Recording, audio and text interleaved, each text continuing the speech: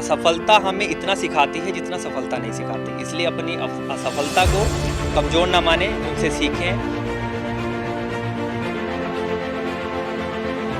और ये है कि एक उम्मीद थी, लेकिन ये उम्मीद नहीं थी कि एक इतने बड़े पद पे चयन हो जाएगा।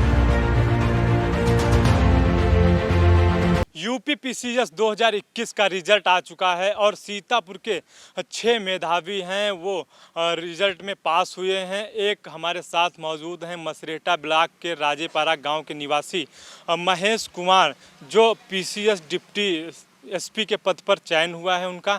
हम इनसे जानेंगे कि डिप्टी एसपी के पद पर चयन होने के बाद उनको कैसा लग रहा है। Thank you so much sir. अभी तो मतलब जो मेरी फीलिंग है उसको मैं एक्सप्रेस नहीं कर पा रहा हूँ। और ये है कि एक उम्मीद थी, लेकिन ये उम्मीद नहीं थी कि एक इतने बड़े पद पर चयन हो जाएगा। बस यही है। आपने बहुत दिन से पढ़ाई कर रही है, कहाँ कब कितनी बार इस पीसीएस में परीक्षा दी और कब इसका आप इसमें पास हुए?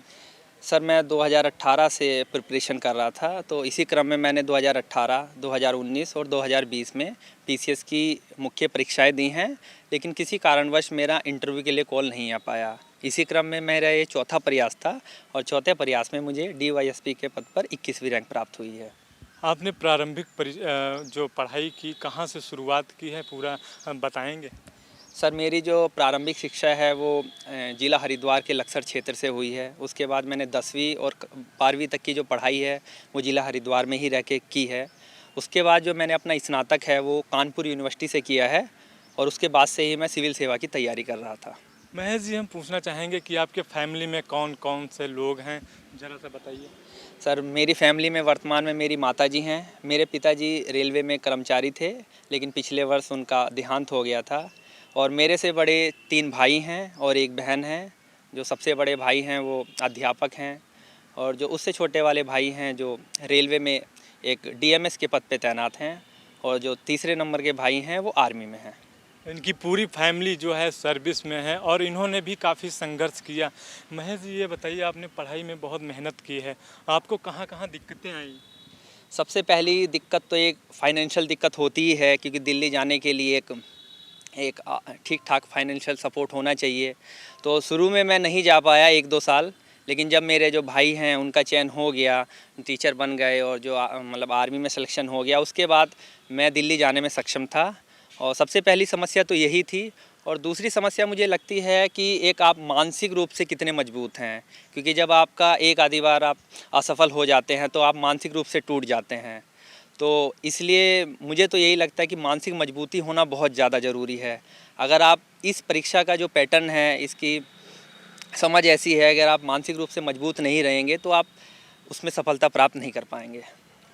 महेश जी, एक आखिरी सवाल है हमारा कि आप युवाओं को क्या संदेश देना चाहेंगे, क्योंकि वो भी बहुत परीक्षाएं देते हैं, युवा काफ़ी नौकरी से इस समय भटक रहे हैं, तो उनके लिए क्या संदेश देना चाहेंगे?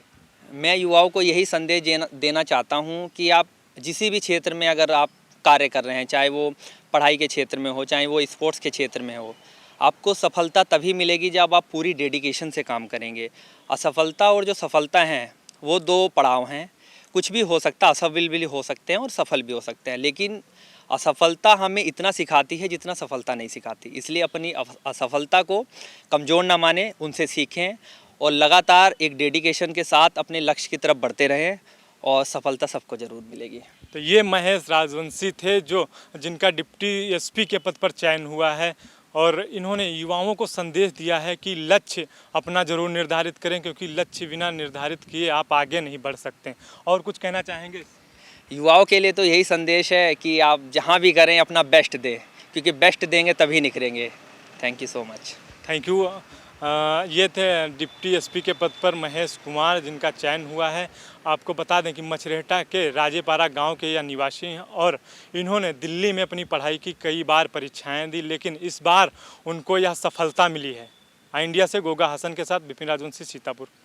एक दिया दीवाली पर कुछ ऐसे मिलकर आज जलाएं, चिंता परेशानियों दुख को आओ मिलकर आग लगाएं। धन वैभव समृद्धि संपदा तब तक है जब तक हम खुश हैं। सुख दीपक आनंद दिया, संतोष की लौ से भाग जगाएं। हैप्पी दीपावली 2022 की बहुत बहुत शुभकामनाएं और आप और आपके पूरे परिवार को।